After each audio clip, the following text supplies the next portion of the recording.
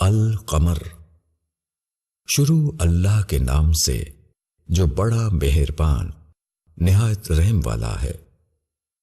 قیامت قریب آ گئی اور چاند پھٹ گیا، اور وہ کوئی بھی نشانی دیکھیں تو وہ اعراض ہی کریں گے اور کہیں گے کہ یہ تو جادو ہے جو پہلے سے چلا آ رہا ہے، اور انہوں نے جھٹلا دیا اور اپنی خواہشوں کی پیروی کی، اور ہر کام کا وقت مقرر ہے، اور ان کو وہ خبریں پہنچ چکی ہیں جس میں کافی عبرت ہے، نہایت درجے کی حکمت، مگر تنبیہات ان کو فائدہ نہیں دیتی۔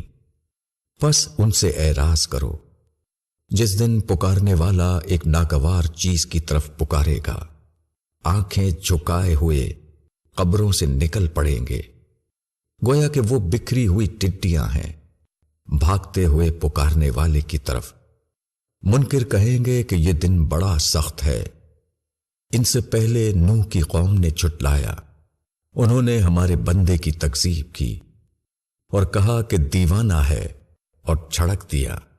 پس اس نے اپنے رب کو پکارا کہ میں مغلوب ہوں، تو بدلہ لے۔ پس ہم نے آسمان کے دروازے موسلا دھار بارش سے کھول دیے اور زمین سے چشمے بہا دیے، پس سب پانی ایک کام پر مل گیا جو مقدر ہو چکا تھا، اور ہم نے اس کو ایک تختوں اور کیلوں والی کشتی پر اٹھا لیا، وہ ہماری آنکھوں کے سامنے چلتی رہی، اس شخص کا بدلہ لینے کے لیے جس کی ناقدری کی گئی تھی، اور اس کو ہم نے نشانی کے لیے چھوڑ دیا۔ پھر کوئی ہے سوچنے والا؟ پھر کیسا تھا میرا عذاب اور میرا ڈرانا؟ اور ہم نے قرآن کو نصیحت کے لیے آسان کر دیا ہے، تو کیا کوئی ہے نصیحت حاصل کرنے والا؟ عاد نے جھٹلایا تو کیسا تھا میرا عذاب اور میرا ڈرانا؟ ہم نے ان پر ایک سخت ہوا بھیجی، مسلسل نحوست، سخت سردی کے دن میں، وہ لوگوں کو اکھاڑ پھینکتی تھی جیسے کہ وہ اکھڑی ہوئی کھجوروں کے تنے ہو۔ پھر کیسا تھا میرا عذاب اور میرا ڈرانا؟ اور ہم نے قرآن کو نصیحت کے لیے آسان کر دیا، تو کیا کوئی ہے نصیحت حاصل کرنے والا؟ سمود نے ڈر سنانے کو جھٹلایا، پس انہوں نے کہا کیا ہم اپنے ہی اندر کے ایک آدمی کے کہے پر چلیں گے؟ اس صورت میں تو ہم غلطی اور جنون میں پڑ جائیں گے۔ کیا ہم سب میں سے اسی پر نصیحت اتری ہے؟ بلکہ وہ جھوٹا ہے، بڑا بننے والا۔ اب وہ کل کے دن جان لیں گے کہ کون جھوٹا ہے اور بڑا بننے والا ہے۔ ہم اونٹنی کو بھیجنے والے ہیں ان کے لیے آزمائش بنا کر، پس تم ان کا انتظار کرو اور صبر کرو، اور ان کو آگاہ کر دو کہ پانی ان میں بانٹ دیا گیا ہے، ہر ایک باری پر حاضر ہو۔ پھر انہوں نے اپنے آدمی کو پکارا، پس اس نے وار کیا اور اونٹنی کو کاٹ ڈالا۔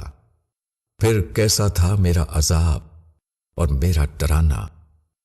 ہم نے ان پر ایک چنگھاڑ بھیجی تو وہ باڑ والے کی روندی ہوئی باڑ کی طرح ہو کر رہ گئے، اور ہم نے قرآن کو نصیحت کے لیے آسان کر دیا، تو کیا کوئی ہے نصیحت حاصل کرنے والا؟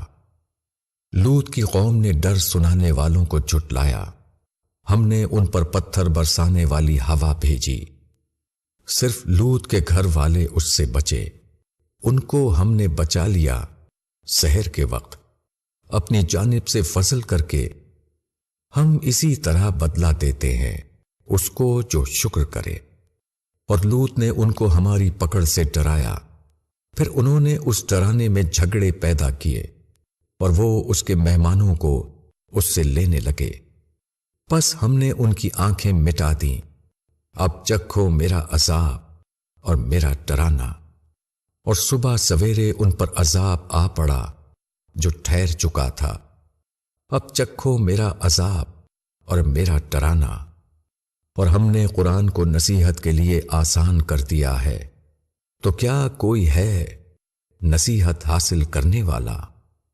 اور فرعون والوں کے پاس پہنچے ڈرانے والے، انہوں نے ہماری تمام نشانیوں کو جھٹلایا اور ہم نے ان کو ایک غالب اور قوت والے کے پکڑنے کی طرح پکڑا۔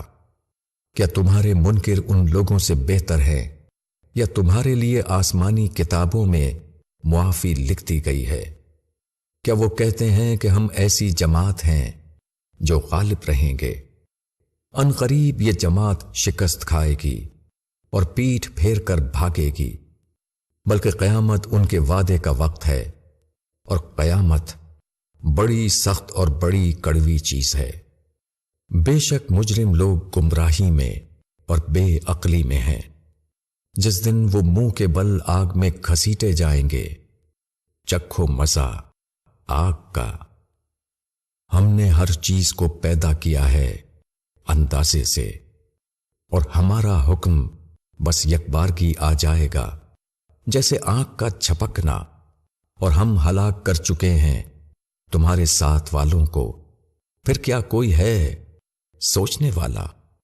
اور جو کچھ انہوں نے کیا سب کتابوں میں درج ہے، اور ہر چھوٹی اور بڑی بات لکھی ہوئی ہے۔ بے شک ڈرنے والے باغوں میں اور نہروں میں ہوں گے، وہ بیٹھے ہوں گے سچی بیٹھک میں قدرت والے بادشاہ کے پاس۔